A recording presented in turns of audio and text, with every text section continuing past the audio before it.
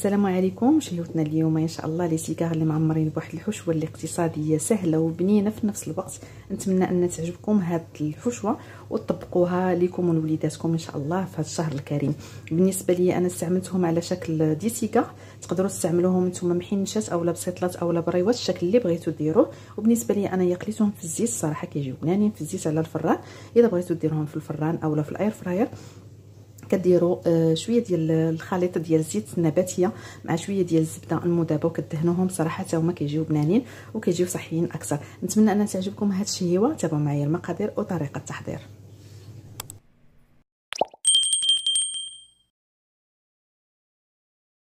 هنا خديت واحد المقله غادي ندير فيها واحد شويه ديال الزويته الروميه، تقدروا ديروا زيت الزيتون الا بغيتو.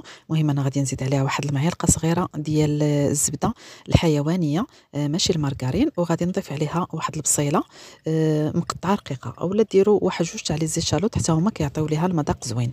صافي غادي نخليهم ينزلوا مع بعضياتهم، يعني الزبده والزيت، وغادي نبدا نزيد عليهم العطريه. هنا عندي واحد نص معلقه صغيره ديال الثومه بودره، غادي نزيد عليها واحد شويه ديال السكنجبير والمليحه، شويه ديال الابزار، وغادي نزيد عليها تقريبا واحد جوج ديال المعالق كبارين ديال العطريه ديال الكوري. الا ما عندكمش تقدروا تستعملوا شويه ديال الخرقوم وشويه ديال السكنجبير. صافي هنايا غادي نزيد عليها واحد شويه ديال التحميره غير على حسب اللون. المهم بالنسبه للعطريه هذه انا هي اللي استعملتها، نتوما تقدروا تستعملوا اي حاجه بغيتو، العطريه المناسبه لكم. تقدروا حتى ديروا غير الابزار والمليحه راهم كافيين، واحد شويه ديال الثومه بودره اولا رويز ديال الثومه تمعكوهم. صافي غادي نحركهم مزيان حتى ينزلوا، وغادي نزيد عليهم هنايا واحد الكميه ديال الصدر ديال الدجاج. بالنسبه للدجاج كيبقى على حسب الكميه المرغوب فيها. صافي غادي نشحرهم هكايا مع بعضياتهم. من بعد ما غادي نزيد عليهم واحد المعلقه ديال القزبور والمعدنوس المجففين، تقدروا تستعملوا طريين الا متوفر عندكم، المهم استعملوا اللي متوفر عندكم. صافي كنبقى هكايا كنشحر في هاد الدجاج مع البصيله مع العطريه حتى كيدير لينا شويه هذيك القشره من الفوق، يعني قبل ما يبدا كيطيب، وحتى كتبدا كتنشف لينا شويه المريقه. غادي نزيد عليه قياس ديال واحد الفلفله ونص حمراء مشويه، الا عندكم الوان استعملوها. انا عندي الحمراء متوفره عندي هي اللي استعملت. هذه مرقده غادي نوريكم لومبالاج ديالها، مرقده في زيت الزيتون مع الثومه، كتجي صراحه زوينه وكتجي سهله، ولكن ما يمنعش الا كانت عندكم طريه تشويوها وديروها.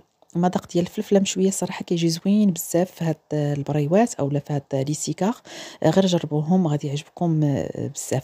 هنايا غادي نزيد تقريبا واحد جوج معالق كبارين ديال الصوص ديال لي زويتر، اولا تقدروا تستعملوا صوص صوجا حتى هي كتجي زوينه. صافي هنايا في هاد المرحله غير كنزيد الصوص وصافي، نزيد عليها الشعريه الصينيه. هنايا عندي جوج ديال المربعات اللي درتهم شويه ديال الماء طيب مع شويه ديال المليحه، قطعتهم هكايا طريفات اللي هما صغيورين. صافي وغادي نخليهم حتى كيتداخلوا مع هاد الدجاج مع الفليفله مع البصيله اللي مشحرين.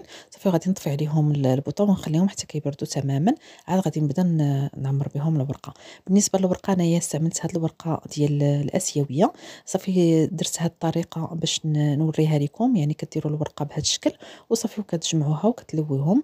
انا درتهم شويه هكايا كبارين، صافي كنلويهم ماشي مدورين ولكن بحال الشكل ديال البيضاوي على الجنب، ما كنزدهم لا بزيت ولا سمحوا لي لا بما ولا بعجين ديال الدقيق ولا حتى شي حاجه. بما انني غادي نقليهم في الزيت يعني كنحطهم على هذيك الجهه اللي ملويه الاخيره. وكما ما قلت لكم في الاول تقدروا تدهنوهم شويه ديال الزويته والزبيده، كيعطي لهم واحد المذاق زوين صراحه الزبده، والزيت كيعطي لهم القرمشه، وتدخلوهم الفران اولا في القلايه الهوائيه.